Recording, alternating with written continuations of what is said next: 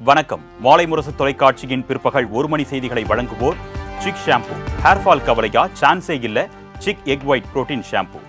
செய்திகளை விரிவாக பார்ப்பதற்கு முன்பாக முதலில் இந்த தருணத்திற்கான தலைப்புச் செய்திகளை பார்க்கலாம்.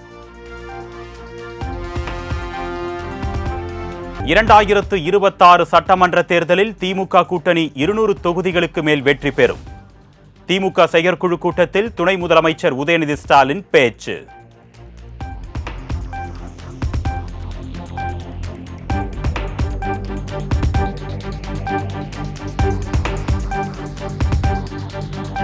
அம்பேத்கரை அவமதித்து பேசிய மத்திய அமைச்சர் அமித்ஷாவை கண்டித்து திமுக செயற்குழு கூட்டத்தில் தீர்மானம். அம்பேத்கரை தரம் தாழ்ந்து அவதூறாக பேசி அவரது தியாகத்தை அமித்ஷா இழிவுபடுத்தியுள்ளதாக கண்டனம். இந்த செயற்குழு கடும் கண்டனத்தை தெரிவித்துக் கொள்கிறது. இச்செய்திகளைத்தவுடன் உணர்ச்சி குழப்பாக பீரிட்டு கிளம்பி மாநிலமெங்கும் அனல் பறக்கும் ஆவேச போராட்டத்தை நடத்திய திராவிட முன்னேற்ற கழக நிர்வாகிகள், தொண்டர்கள், அப்போராட்டங்களில் தன்னெழுச்சியாக திரண்ட மக்கள், நாடாளுமன்றத்தின் இரு அவைகளிலும் கண்டன குரல் எழுப்பிய திமுக மற்றும் தோழமை கட்டிய எம்பிக்கள் உள்ளிட்ட அனைவருக்கும் இந்த செயற்குழு தனது பாராட்டுதலை. டங்ஸ்டன் விவகாரத்தில் அதிமுக கபட நாடகம் என திமுக செயற்குழு கூட்டத்தில் கண்டனம். அதிமுக பாஜக கைகோர்த்து உருவாக்கியதுதான் டங்ஸ்டன் சுரங்கம் ஏலம் என்றும் குற்றச்சாட்டு.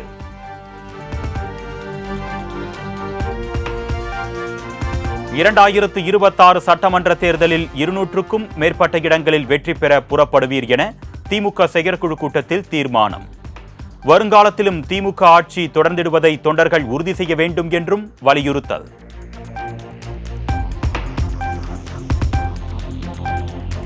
பெஞ்சல் புயல் நிவாரணத்திற்கு தமிழ்நாடு அரசு கோரிய 6,675 கோடி நிவாரண நிதியை ஒதுக்காத மத்திய அரசுக்கு திமுக செயற்குழுவில் கண்டனம்.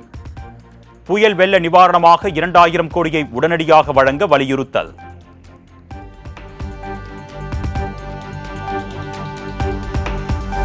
ஒரே நாடு ஒரே தேர்தல் திட்டத்தை உடனடியாக கைவிட வேண்டும். மத்திய அரசை வலியுறுத்தி திமுக செயற்குழு கூட்டத்தில் தீர்மானம் நிறைவேற்றம்.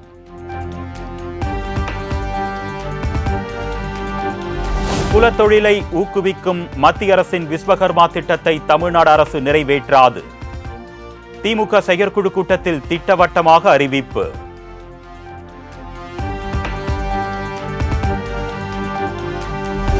எடப்பாடி பழனிசாமி பயணம் செய்யும் கப்பல் தான் மெல்ல மெல்ல மூழ்கி வருகிறது. அமமுக என்ற கப்பல் மூழ்கி வருவதாக எடப்பாடி பழனிசாமி கூறியதற்கு டிடிவி தினகரன் பதிலடி. சொல்ல தெரியாது.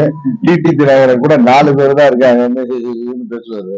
இன்னைக்கு நான் ஒரு கப்பல் வச்சிருக்கேங்கிற அளவுக்கு அமமுகங்கிறது, அம்மா மக்கள் முன்னேற்ற கழகம் ஒரு கப்பல்ங்கிற அளவுக்கு ஒத்துக்கிட்டு இருக்காரு. மெல்ல மெல்ல மூழ்கி கொண்டிருப்பது பழனிசாமியோட கப்பல் தான்.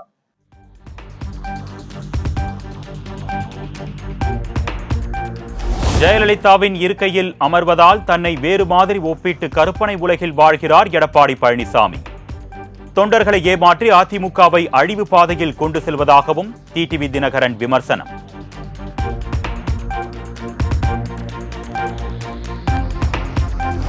எடப்பாடி பழனிசாமிக்கு சுயநலம், துரோகம் செய்வதை தவிர வேறு எதுவும் தெரியாது என்று டிடிவி தினகரன் விலாசல். தான் பதவியில் இருக்க வேண்டும் என்பதற்காக யாருக்கும் எந்த துரோகத்தையும் செய்யக்கூடியவர்தான் பழனிசாமி என்றும் சாடல்.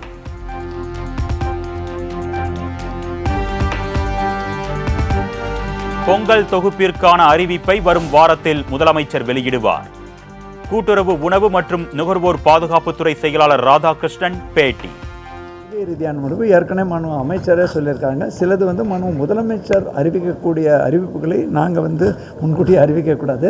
அது முதலமைச்சரோட அறிவிப்பு காத்திருக்கலாம். டெஃபினட்டாக பொங்கல் வரத்துக்கு இன்னும் இப்போ நமக்கு ஆல்மோஸ்ட் 21 தான் ஆகுதுங்க. அதற்கு தேவையான என்ன அறிவிப்பு வருதோ அதற்கு தேவையான அனைத்து ஏற்பாடுகளும் தமிழ்நாடு.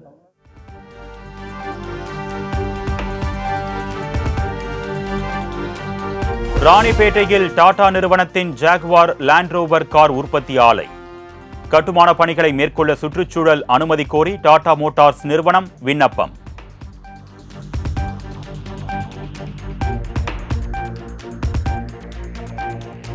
நெல்லை மாவட்டத்தில் டன் கணக்கில் கொட்டப்பட்ட கேரள மருத்துவ கழிவுகள். மருத்துவ கழிவுகளை அகற்றுவதற்காக திருவனந்தபுரம் உதவி ஆட்சியர் தலைமையில் 70 பேர் கொண்ட குழு நெல்லை வருகை.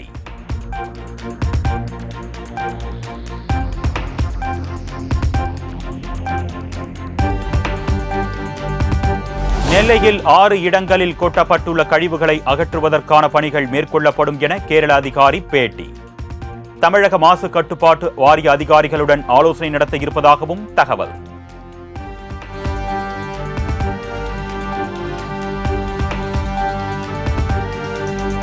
சமயபுரம் மாரியம்மன் கோவிலில் விரைந்து தரிசனம் மேற்கொள்ள பணம் வசூலிப்பதாக புகார்.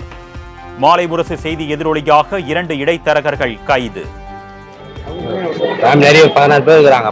4 பேர் மட்டும் நினைக்க முடியாதுல்ல அப்படின்னு சொல்லி அப்படியே முச்சாடி அவரு கேட்டு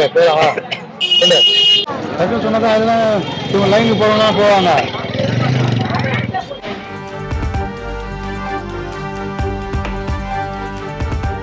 சிவகங்கை பழமலை நகரில் புறவழிச்சாலை பணிக்காக வீடுகளை பறிகொடுத்து தவிக்கும் நரிக்குறவ மக்கள். மழைக்காலங்களில் குழந்தைகளுடன் கடும் சிரமத்திற்கு ஆளாவதாக வேதனை.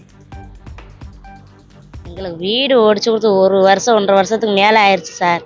ரோடு வந்ததுனால எனக்கு வீடே ஓடிச்சு கொடுத்தாங்க. நைட்டு ஃபுல்லாக மழை சார். நைட்டு ஃபுல்லாக மட்டும் இல்லை, 1 மாதம் வரை எங்களுக்கு கிட்டத்தட்ட மழை வந்துக்கிட்டே இருக்கு. எங்களுக்கு படுக்கவும் முடியாமல் உட்காரவும் முடியாமல் வெயில் இப்படி வந்து உட்காந்துருக்கோம் சார். நாங்கள் வெளியே குழந்தை நைட்டு ஃபுல்லாக வாங்கி கையில் ஒன்று வவுத்துல ஒன்று வாங்கி இப்படி வச்சுருக்கோம் சார். எனக்கு தொழிலே எங்களுக்கு கெட்டு போச்சு சார். நேற்று மழை பெஞ்சதுனால எனக்கு தொழிலே போகாமல் சாப்பிட்றது கூட வழி இல்லாமல் எங்கள் வீட்டில் இருந்துட்டோம் சார். இன்னைக்கு நேற்று மழை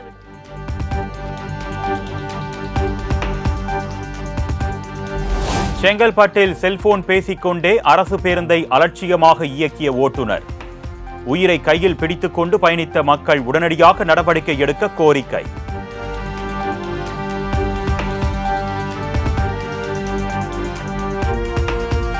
சபரிமலை செல்லும் ஐயப்ப பக்தர்களின் வசதிக்காக தேனி கம்பம் பகுதியில் போக்குவரத்து மாற்றம். வாகனங்களை முறையாக வழிகாட்ட தற்காலிக சோதனை சாவடிகளை அமைத்து மாவட்ட நிர்வாகம் நடவடிக்கை.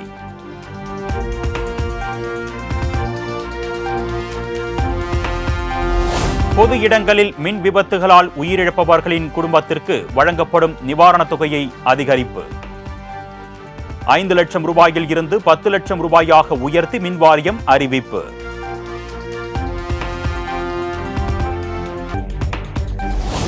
ஞாயிறு விடுமுறை தினத்தையொட்டி தமிழகத்தில் உள்ள பிரசித்தி பெற்ற வழிபாட்டு தலங்களில் குவிந்த மக்கள். பயபக்தியுடன் நீண்ட நேரம் காத்திருந்து சாமி தரிசனம்.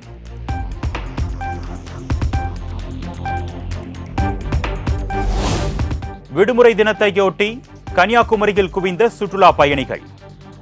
காந்தி காமராஜர் நினைவு மண்டபம், விவேகானந்தர் பாறையில் அலைமோதும் கூட்டம்.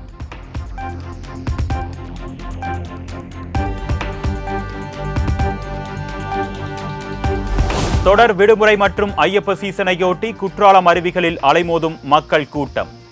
குடும்பம் குடும்பமாக குளித்து மகிழ்ச்சி.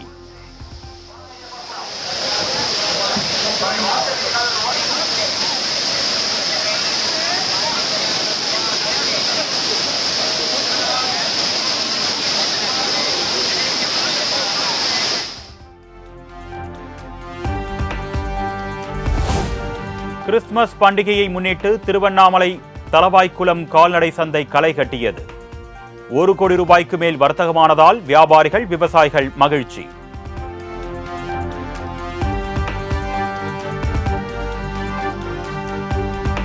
திருவையாறு தியாகராஜர் சுவாமிகளின் 178வது ஆராதனை விழாவுக்கான பந்தல் கால் நடும் விழா கோலாகலம். விழாவின் முக்கிய நிகழ்வான பஞ்சரத்ன கீர்த்தனை வருகின்ற 18ஆம் தேதி நடைபெறும் என அறிவிப்பு.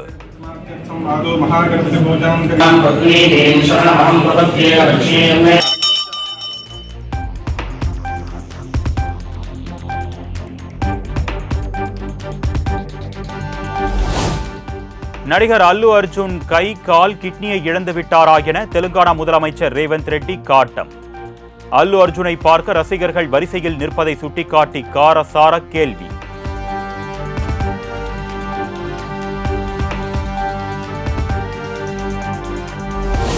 அரசு சார்பில் இனி திரைப்படங்களுக்கான சிறப்பு சலுகைகள் வழங்கப்படாது. சிறப்பு காட்சிகளுக்கும் இனி அனுமதி இல்லை என்று தெலுங்கானா முதலமைச்சர் ரேவந்த் ரெட்டி திட்டவட்டம்.